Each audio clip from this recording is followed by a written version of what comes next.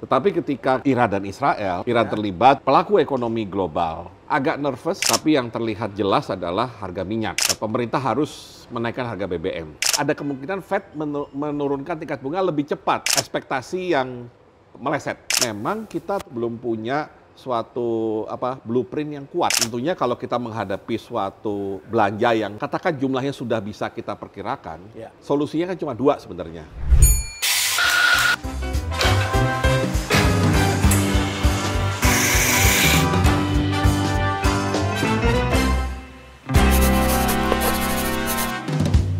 Selamat datang di Cafe Berisi, Prof. Bambang. Makasih. Luar biasa. Diundang. Makasih luar biasa ini ya. Prof. Bambang ini mantan Menteri Keuangan, mantan dekan saya. Ya. Kita teman bermain di Urbana SMP. Iya, betul sekali. Makasih sudah sampai di sini di tengah-tengah kesibukan. Prof. Bambang, saya menjanjikan kepada pendengar, penonton kita untuk membahas ekonomi. Oke. Terutama ketika terjadi perang antara Iran dengan Israel. Kemudian merembet dan orang mengatakan perang dunia ketiga. Dan kemudian kita saksikan pada saat itu dolar kemudian menguat dan rupiah melemah. Tidak hanya Indonesia tapi juga beberapa negara lain. Dan kita ingin tahu, Anda sebagai ekonom, makroekonomis yang juga mumpuni dan dikenal di dunia, saya kira kita ingin tahu ya, apa perspektif Prof. Bambang melihat ekonomi kita ke depan, tapi kita mulai dulu dari dolar ini ya. Karena banyak yang mengatakan, wah ini bisa inflasi karena impor kita banyak, kebutuhan pokok dan sebagainya. Apa yang Prof. Bambang lihat? Walaupun sekarang masih 16.200-300-an ya. Pandemi pernah 16.700 kalau tidak salah. Ya, silakan Prof. Bambang. Sebenarnya kita flashback sedikit ya, karena kemarin rame-rame soal dolar ini kan juga dipicu dengan terjadinya sebenarnya itu lebih kepada potensi konflik terbuka ya antara Iran dengan Israel. Karena kalau kita lihat ketika Israel sama Hamas ya artinya mereka berkonflik satu sama lain, pengaruhnya terhadap ekonomi global tidak terlalu terasa. Tidak terlalu terasa. Meskipun waktu itu kita juga mencatat misalkan hari-hari awal dari Israel dan Hamas sempat ada kenaikan sedikit di harga minyak dunia, tapi kemudian balik ke normal ketika dianggap ini adalah konflik dalam skala terbatas. Tetapi ketika kemudian ada Iran dan Israel, Iran mulai terlibat. Iran terlibat dan apalagi ada kontak langsung lah ya, meskipun sifatnya menggunakan drone atau rudal, maka saya perhatikan pelaku ekonomi global, ya, global investor agak nervous dengan potensi yang muncul seperti Rusia dengan Ukraine, ya. Jadi kita memang perlu melihat apa yang terjadi pada tahun 2022 ketika Rusia menyerang Ukraine dan kemudian menjadi perang yang terbuka. Ya. Maka kita bisa melihat kalau kita masih ingat tahun 2022 yang paling terkena memang bukan pada nilai tukar dolar. Meskipun nilai tukar dolar waktu itu sudah mulai menguat, tapi yang terlihat jelas adalah harga minyak. Karena apa? Karena Rusia adalah salah satu produsen minyak terbesar di dunia. Terbesar di dunia. Dan kemudian karena ada potensi apakah embargo atau potensi pelarangan, akhirnya membuat harga minyak melonjak. Dan kita ingat tahun 2022 di Indonesia, pemerintah harus menaikkan harga BBM, ya karena subsidi yang tadinya mungkin diperkirakan masih dalam alokasi tertentu tidak bisa ditahan lagi, ya menjadi makin besar. Harga harus dinaikkan dan kemudian inflasi itu di atas 5%.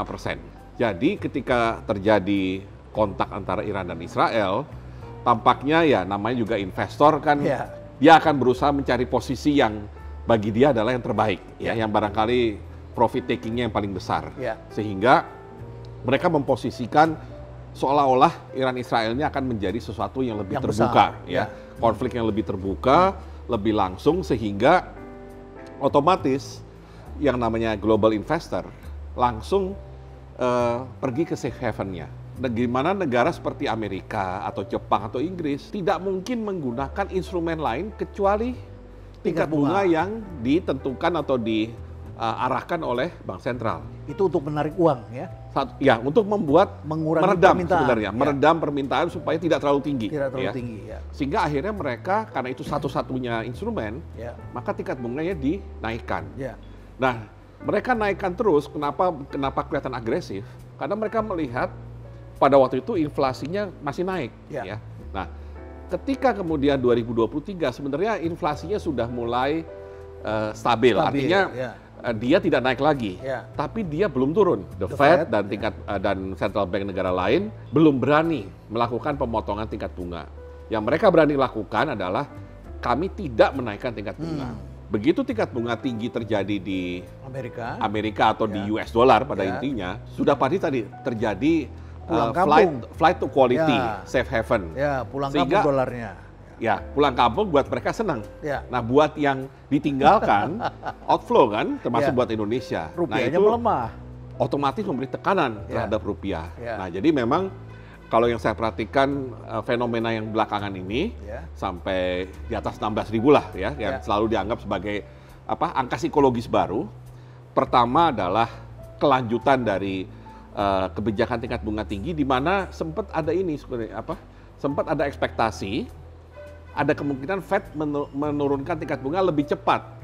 Karena banyak orang memperkirakan di awal tahun 2024 ini Fed itu baru akan motong di pertengahan tahun. Ya. Ini kan belum pertengahan tahun, ini masih bulan Maret April kan? Ya, masih 1-2 bulan. Tapi waktu itu karena ada sidang Fed dan barangkali kita nggak tahu siapa yang membuat isu seolah-olah Fed bisa mempertimbangkan penurunan tingkat bunga, sehingga semua orang udah ambil posisi bahwa Fed akan menurunkan tingkat bunga. Ternyata tidak, dia tetap mempertahankan, dan itu yang kemudian membuat dolar menguat lagi. Apakah The Fed menaikkan juga karena mereka mengantisipasi harga minyak dunia akan naik? Satu, karena ekspektasi yang meleset dari investor. Fed yang diperkirakan akan memotong tingkat bunga, ditambah dengan tensi yang terjadi antara Israel Hamas yang berkembang jadi Israel Iran. Nah, memang kalau dikatakan bukannya kita juga ada masalah, mungkin masalahnya tidak masalah jangka pendek, tetapi memang ada masalah mendasar yang perlu diperbaiki oleh Indonesia. Terutama memang harus dimulai sebenarnya dari sekarang tapi karena sekarang sedang mengalami potensi pergantian pemerintahan, yaitu memperkuat fondasi keseimbangan eksternal kita. Apa itu? Keseimbangan eksternal itu kalau dipelajari di ilmu ekonomi, itu terefleksi di neraca pembayaran. Neraca pembayaran itu terdiri dari dua neraca penting, dua neraca yang intinya, yaitu neraca perdagangan barang dan jasa. Yang satu, kemudian satu lagi adalah neraca arus modal. Idenya adalah balance of payment, neraca pembayaran akan surplus apabila yang gampangnya kita surplus di perdagangan barang maupun dapat surplus di arus modal. Jadi investor inflow-nya inflow lebih besar daripada outflow. FDI, saham dan surat berharga negara, sumber dari inflow-nya. Nah, tentunya yang itu kan kalau neraca arus modal itu istilahnya bukan aktivitas yang istilahnya langsung merefleksikan sektor real, Yang sektor real adalah yang perdagangan ini, Perdagangan, itulah sebabnya kenapa, satu lagi kenapa waktu itu rupiah dipersepsikan agak lemah terhadap US dollar adalah meskipun neraca perdagangan kita surplus sampai hampir 4 tahun. Jadi bayangkan neraca itu kan diumumkan oleh BPS setiap bulan, Ini hanya perdagangan barang Itu surplus dalam waktu cukup lama, sampai hampir 4 tahun. Mengandalkan kepada komoditas, apalagi mengandalkan harga komoditas tinggi, tidak stabil. Itu sifatnya seperti bisnis cycle, ada atasnya, ada up-nya, ada down-nya.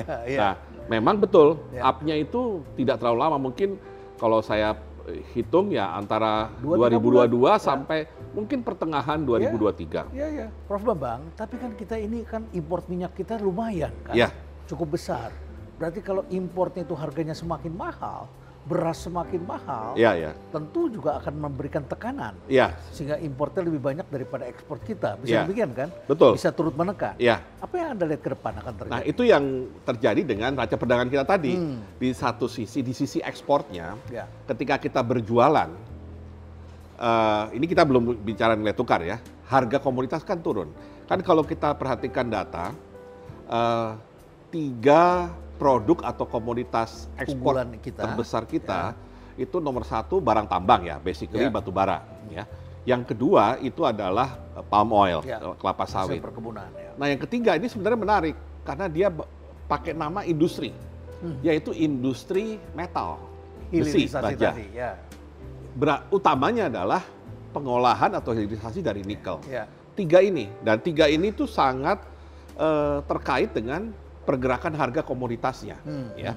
Sehingga ketika kita bergantung kepada ini, harganya turun, otomatis ekspor kita otomatis nilainya turun. Ya. Pasti tekanan pada mata uang. Tekanan pada mata uang, tapi kan ini importnya. Nah, import sebenarnya kita nggak masalah. Artinya import bagaimanapun tetap diperlukan, terutama import barang modal dan bahan penolong. Kenapa? Sektor manufaktur kita sebenarnya cukup bagus, ya. Pertumbuhannya saya perhatikan tahun 2023 tahunannya bisa 5%, dan sektor manufaktur masih penyumbang terbesar GDP kita. Jadi untuk prosesnya dia memang masih butuh bahan impor, ya. Kalau itu lancar, artinya manufaktur kita lancar. Tapi betul sekali yang dikatakan Prof. Renald tadi, problem terbesar adalah yang BBM, ya. BBM atau import-import yang sifatnya untuk konsumsi, ya.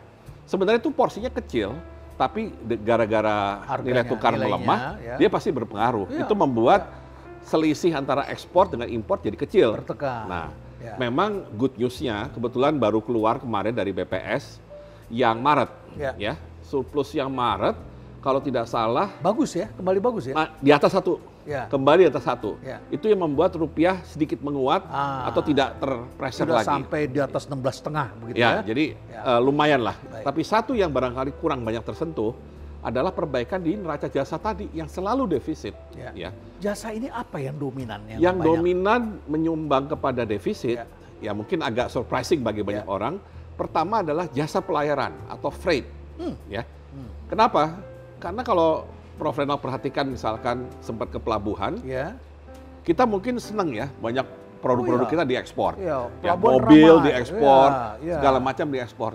Cuma perhatikan kapalnya. Kapalnya berbendera asing asing semua. Dianggap kalau kita pakai kapal berbendera asing, meskipun kita ekspor, itu kita pada waktu yang sama mengekspor produk Indonesia dengan jasa pelayaran yang kita import entah dari mana. Dan itu urusannya panjang ya, bukan hanya soal biaya transportasinya, asuransinya. Oh iya, semuanya. Semuanya masuk di sana. Nah, ngomong asuransi, satu lagi, sektor keuangan itu ternyata juga sektor jasa yang bisa mengkontribusi defisit.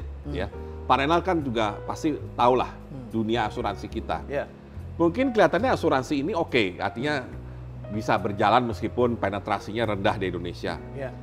Tapi kan semua perusahaan asuransi kan nggak bisa dia menjadi pemegang risiko terakhir. Harus ada reinsurance kan, atau kita nyebutnya reas gitu kan. Diasuransikan kembali di perusahaan lain. Memang ada perusahaan reinsurance dalam negeri, cuma kapasitasnya kecil. Sehingga akhirnya apa? Ya terpaksa harus ke London, menggunakan reasuransi dari luar. Di luar. Nah, Singapura, itu London, bagian Hong Kong, dari kayak import sektor jasa gitu ya. Yang kita lumayan bagus, bisa surplus justru pada kunjungan, traveling. Jadi yang orang Indonesia keluarkan di luar negeri masih lebih rendah dari orang luar negeri yang spending di Indonesia yang datang ke sini. Nah, kita nggak mau setiap kali US dollar menguat, rupiah itu gampang goyah gitu. Nah, salah satu cara supaya rupiah tidak gampang goyah itu adalah dengan memperkuat keseimbangan eksternal kita, terutama di sektor jasa. Pak Bambang sebagai ekonom tentu saja harus membaca situasi yang berkembang. Situasi berubah eksternalnya. Maka tekanan-tekanan juga akan berubah. Tentu saja sebagai ekonom harus selalu was-was melihat situasi yang ini seperti ini. Tapi mari kita lihat pemerintahan baru Indonesia. Apa sih challenge yang dihadapi oleh pemerintahan baru ke depan? Yang pertama tentunya ini kalau kita lihat kan ada semacam tema lah waktu kampanye ya, bahwa Pak Prabowo ini akan tentunya meneruskan sebagian besar dari apa yang sudah dilakukan oleh Pak Jokowi. Berarti IKN dan sebagainya. IKN, masuk infrastruktur ya, dan beberapa inisiatif baru, apakah itu proyek strategis nasional dan seterusnya. Ya, jadi di satu sisi sudah ada ekspektasi dari masyarakat, oh Pak Prabowo mungkin akan melakukan ABCDE. Ya. Nah, tapi di sisi lain juga Pak Prabowo juga pasti punya tema sendiri. Ya. Nah, yang saya baca misalkan soal makan siang gratis, itu saya membacanya karena beliau itu sangat concern dengan masalah gizi. Nah, kenapa gizi itu menjadi concern? Karena sebenarnya sejak zaman Pak Jokowi lah kita kemudian mengidentifikasi bahwa salah satu problem terbesar di Indonesia adalah stunting. Ya. Karena kita kan sering bicara, kok kemiskinan kita masih besar sih? Besar dalam pengertian jumlah ya. Persentase mungkin di bawah 10%. Tapi secara jumlah tuh masih 25 juta misalnya orang hidup dalam. Pertanyaannya, apa sih yang menyebabkan kemiskinan? Ya, padahal kita bukan negara yang ekonominya kecil gitu ya. Nah, salah satunya kan pasti dari manusianya sendiri. Ya, kemampuan manusia untuk bisa lebih baik, terlibat dalam kegiatan ekonomi. Lebih sehat. Ya. Otomatis kan kita tahu sendirilah, seseorang itu bisa bekerja secara produktif kalau dia misalnya ikut pendidikan yang sesuai gitu ya. Nah, tapi seseorang itu pun ketika mengikuti pendidikan yang sesuai harus sehat. Mungkin kita bisa berprestasi di sekolah kalau kita banyak terganggu kesehatan. Sehat, cerdas ya. Jadi ujungnya apa? Kesehatan itu penting. Nah, ternyata itu yang barangkali luput diperhatikan selama ini. Oke, kalau gitu kebijakan ekonomi yang makan siang Anda katakan itu sudah tepat. Artinya dia akan bisa mengakselerasi ya mudah-mudahan upaya kita untuk penurunan stunting ya. Karena stunting itu adalah masalah mendasar dari kemiskinan kita dan juga masalah mendasar dari kesehatan. Jadi intinya pada stunting tadi, mengatasi stunting dan tidak cukup hanya masalah dan juga stunting itu yang parahnya. Tapi kan juga ada orang yang mungkin tidak stunting tapi gizinya kurang. Ya, ini juga harus diperbaiki, jangan sampai dia lolos dari stunting tapi ya ternyata dia nggak optimal karena gizinya masih kurang. Gitu. Lemes dia bekerjanya. Tapi apakah kemampuan fiskal kita memadai? Ini yang menjadi perbincangan juga di kalangan para ekonom. Seperti apa kira-kira solusinya? Nah, kalau saya melihat sebagai orang yang pernah di keuangan, tentunya kalau kita menghadapi suatu belanja yang katakan jumlahnya sudah bisa kita perkirakan, solusinya kan cuma dua sebenarnya. Satu, kita tambah potensi penerimaan, atau kedua, kita melakukan yang namanya realokasi belanja. Ada yang lain yang dikurangi, ada yang disesuaikan, dipindahkan. Nah, kebetulan karena lumayan tahulah mengenai penganggaran kita. Anda pernah menjadi Menteri Keuangan, Anda pernah menjadi Kepala Bappenas juga. Jadi Anda tahu dan pernah juga Anda jadi Menristek. Iya, betul. Tahulah ini bagaimana ya. Jadi yang saya perhatikan memang belanja kita meskipun ya jumlahnya lumayan besar ya, 3.000-an triliun.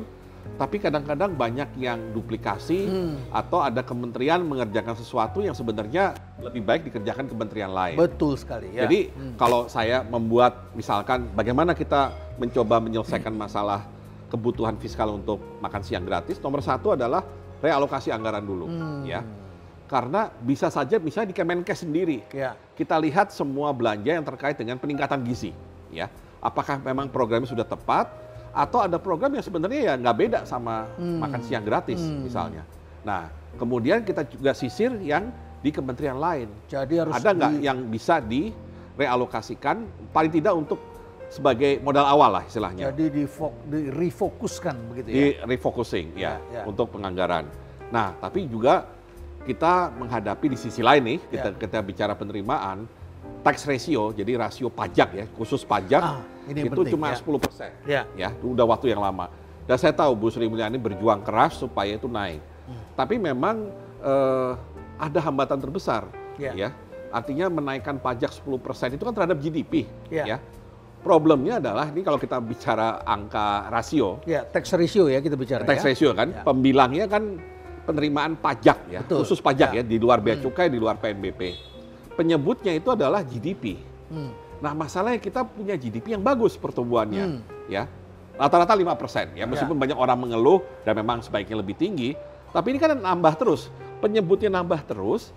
Nah, yang sulit rupanya setiap kali ada tambahan kegiatan ekonomi, tidak banyak yang kemudian menghasilkan penerimaan pajak. 10% itu kan kalau dipikir gampangnya adalah untuk setiap tambahan kegiatan ekonomi, ya, pertumbuhan ekonomi, pajaknya cuma nambah 10%. Sedikit kan? Nah, jadi memang di satu sisi harus ada perbaikan regulasi. Kedua, perluasan basis pajak, ya. Dan ketiga, supaya kita punya kapasitas tadi termasuk untuk makan siang gratis. Salah satunya kan orang bilang ya udah utangnya tambah gitu. Nah, tetapi kan nambah utang itu harus hati-hati. Satu, kita punya undang-undang yang membatasi 3%.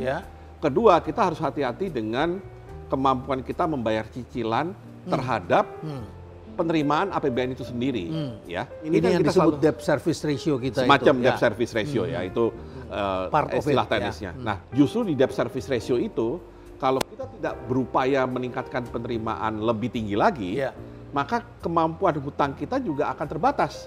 Karena kita nggak bisa nambah hutang sembarangan. Dipakai untuk bayar itu. Betul. Nah, kita harus berarti nomor satu fokus ini secara APBN adalah memang harus perkuat penerimaan dulu. 10% pajak saja itu memang terlalu rendah untuk Indonesia. Dan itu juga relatif rendah di ASEAN. Memang kalau pajak plus seluruh penerimaan di bea cukai, kan ada bea keluar, ada cukai, ada bea masuk, ditambah PNBP, khususnya PNBP yang sumber daya alam, kita mungkin tax ratio dalam arti luasnya itu bisa 13%. Prof. Bambang, di sini kopinya enak, kita ngopi dulu. Oke. Ya, baik. Ada kopi yang seperti biasa tentunya. Ya, saya ikut juga. Saya yang panas ya. Ya, saya minta kopi inspirasi juga yang panas. Saya ikuti. Ya. Baik, makasih. Ya. Oke, Prof. Bambang, saya jadi ingat tadi kalau bicara tentang alokasi yang terpencar-pencar ya, rupanya masih belum juga kita tuntaskan karena memang tidak mudah. Saya masih ingat dulu ketika saya menjadi kepala Badan Pengembangan Ekspor Nasional. Masih ingat dulu ya. Betul. Saya kalau pameran ke luar negeri, saya pikir ini satu-satunya lembaga ini di bawah perdagangan yang melakukan promosi. Sampai di luar negeri saya lihat, ternyata Kemlu punya anggaran sendiri.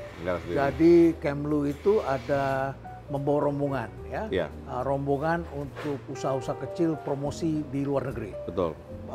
Kementerian Koperasi dan Usaha Kecil juga punya rombongan.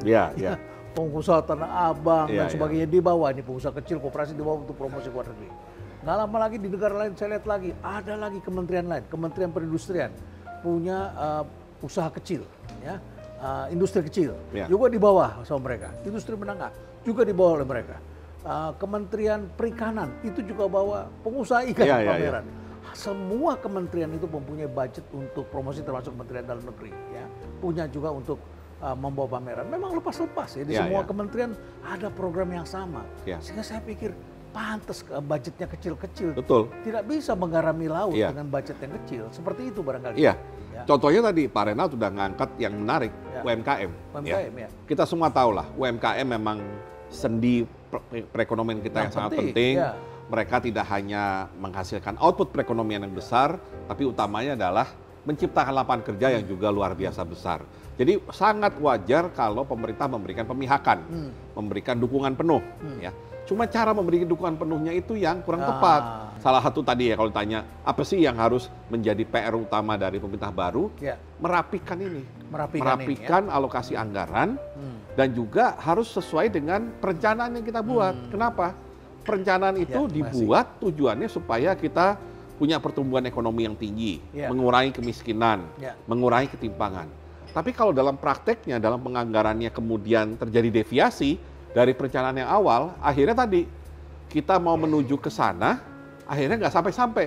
Kenapa? Karena alokasinya tidak sesuai dengan yang dihitung di awal. Strateginya berbeda-beda. Gitu. Nah, apalagi kalau strategi beda. Makanya waktu yang stunting tadi, kita melihat waktu itu stunting kurang terurus karena seolah-olah Kementerian Kesehatan suruh mikir sendiri, Padahal Kementerian Kesehatan juga saya yakin tahu ini nggak akan bisa mereka sendiri. Perlu infrastruktur, perlu pelabuhan, perlu macam-macam. Bahkan mereka juga perlu misalkan untuk menutupi kekurangan gizi. Ya kita perlu sumber makanan. Kementerian Pertanian juga harus terlibat banyak kan untuk menghasilkan makanan yang memang dibutuhkan. Jadi semuanya harus menuju dengan program yang strateginya sama semuanya. Nah itu harus ada leadership. Kan nggak mungkin Kementerian Kesehatan teriak-teriak, PU tolong bikinin sanitasi, perindustrian tolong fortifikasi, pertanian tolong hasilkan sayur atau buah yang bergizi, kan nggak bisa. Dia bukan bosnya kementerian ini. Ini harus leadernya. Harus leadernya. Dan itu kan presiden waktu atau itu Menko ya. Presiden Menko, tapi kan ada tangannya itu waktu itu Bappenas. Bappenas yang bisa menyusun itu, kemudian presiden yang bilang kita lakukan ini.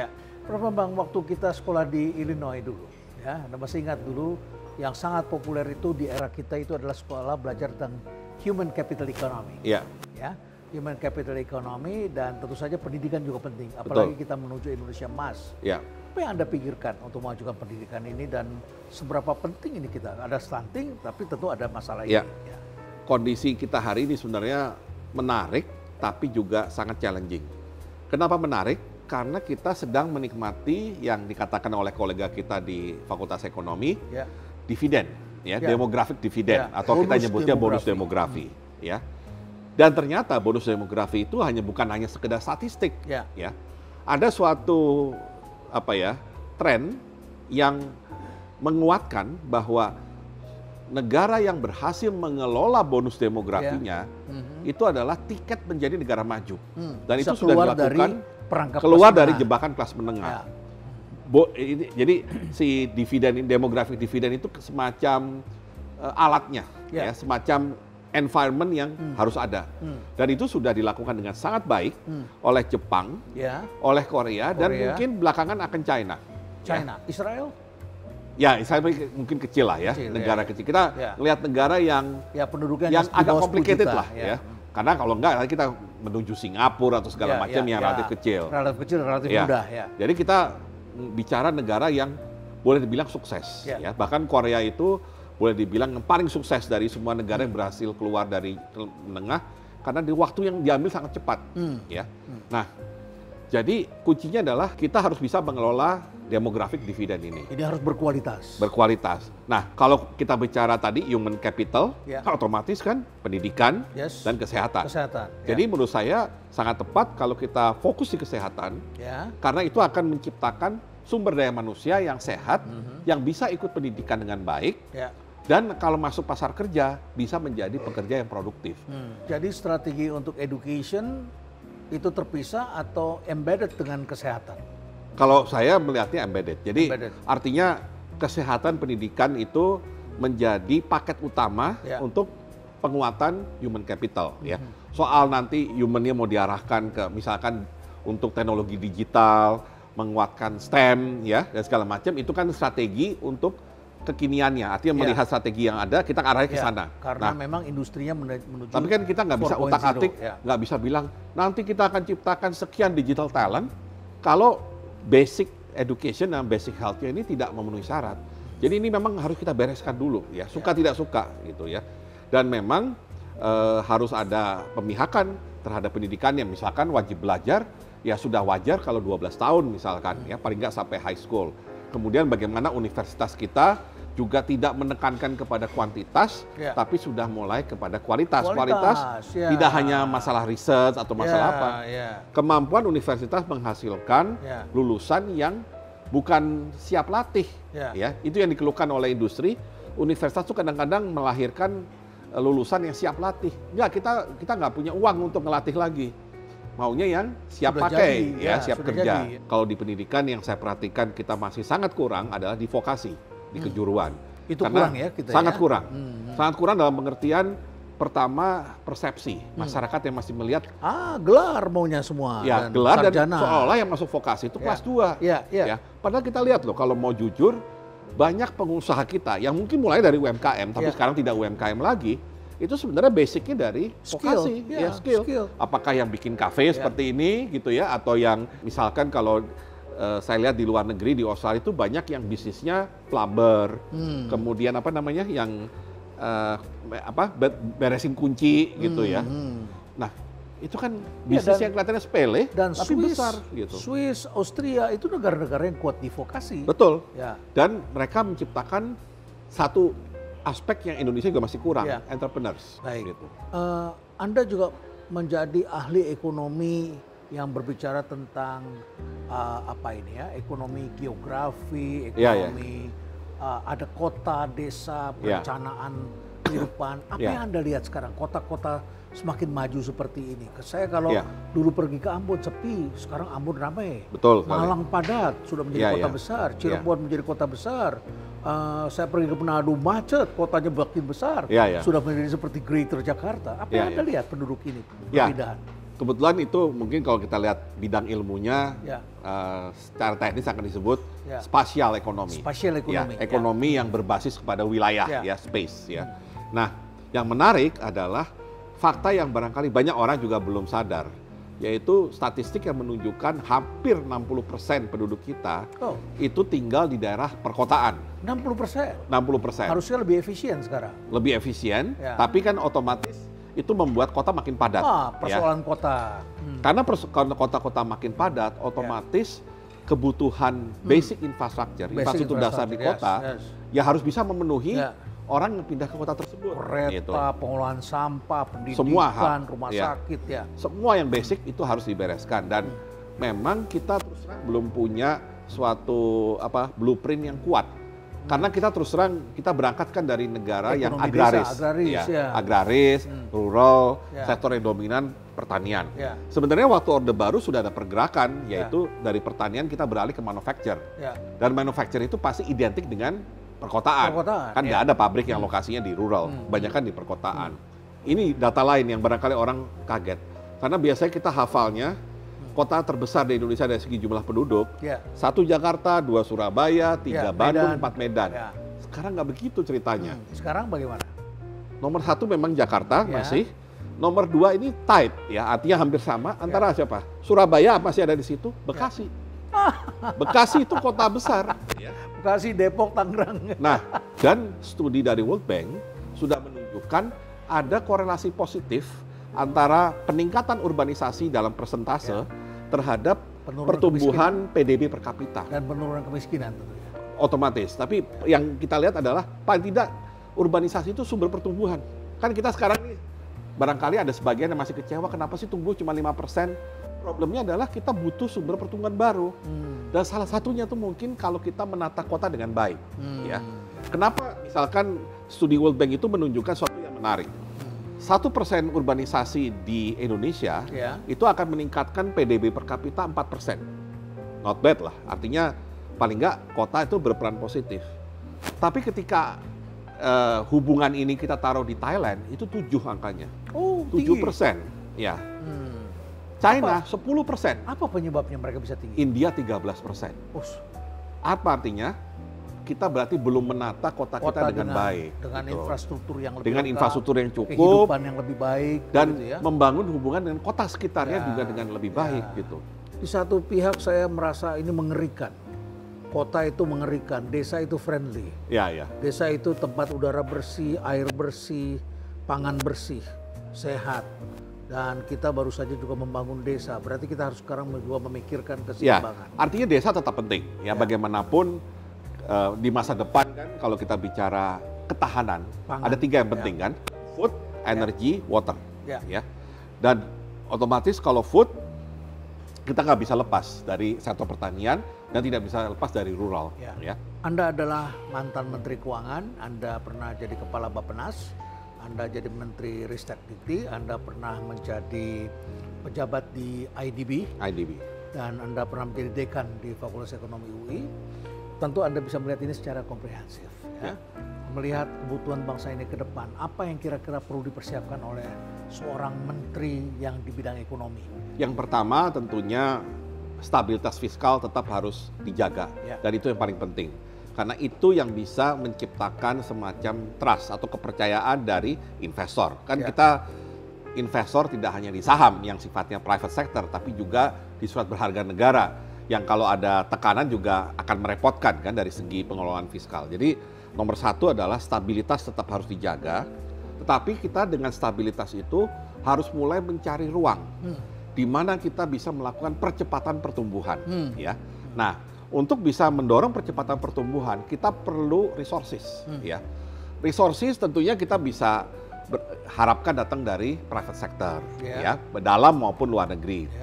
Tapi tetap saja yang namanya anggaran pemerintah memainkan peranan penting. Apa sih permasalahan dalam anggaran kita? Itu bukan masalah kepada debt to GDP ratio atau segala macam.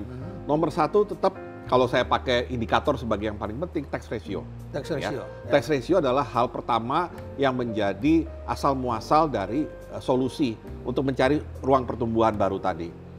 Kemudian dari situ, kemudian baru kita bisa menghitung debt service ratio yang lebih tepat. Jadi yang harus hati-hati kita hati-hati.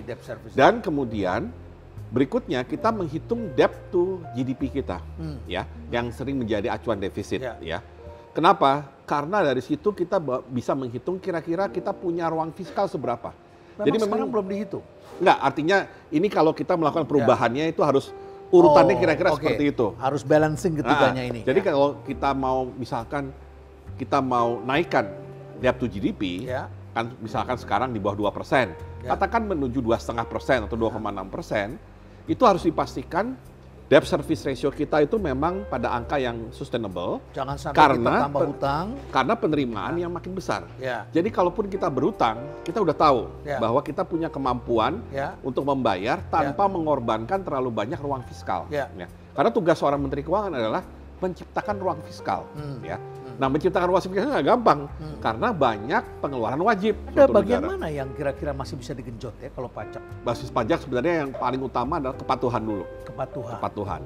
Dari yang ada. Kedua ya perluasan basis, artinya ada pihak-pihak yang seharusnya membayar tepat. Ada yang membayar. Ada yang kurang bayar. Jadi ada yang harusnya membayar lebih tinggi tapi tidak sebesar itu. Itu nomor satu. Nomor dua, ada yang seharusnya sudah bayar pajak normal, tapi mohon maaf dia berlindung di balik usaha informal, UMKM, tanpa mendiskreditkan UMKM ya ada yang melakukan itu. Gitu saya kalau baca OLX, saya baca orang-orang yang menjual mobil, saya suka tertawa geli. Karena di dalamnya ada yang mengatakan ini jual mobil tahun sekian, pajak mati sekian tahun. Sekian tahun ya. Pajak daerah memang, pajak kendaraan bermotor. Jadi ada yang belum dikejar di situ. Seperti. Baik, terima kasih Prof. Bambang. Jadi kita sudah bicara tentang ekonomi setelah COVID, post-COVID, kemudian juga setelah perang Rusia-Ukraina, kita lihat dampaknya pada food, pada pupuk dan sebagainya, pada energi, dan sekarang kita di tengah-tengah situasi perang Israel-Iran yang dikhawatirkan akan merebak, dan tentu saja Indonesia harus memperhatikan ruang fiskalnya, harus melihat persoalan yang dihadapi ke depan. Kita tidak hanya melihat apa yang terjadi di luar, tetapi juga kita perlu pikirkan di dalam negeri kita dan situasi pemerintahan baru. Kalau saya dengar tadi ucapan yang saya Pak Bambang, tampaknya Anda adalah salah satu kandidat untuk duduk menangani sektor keuangan barangkali ke depan. Saya menebak-nebak saja. Ya, itu nggak bisa ditentukan dari kita sendiri. Baik, paling tidak inilah persoalan ekonomi Indonesia. Terima kasih banyak Prof. Bambang. Ya, sama-sama. Sukses selalu, sehat selalu. Oke, makasih banyak. Stay relevant.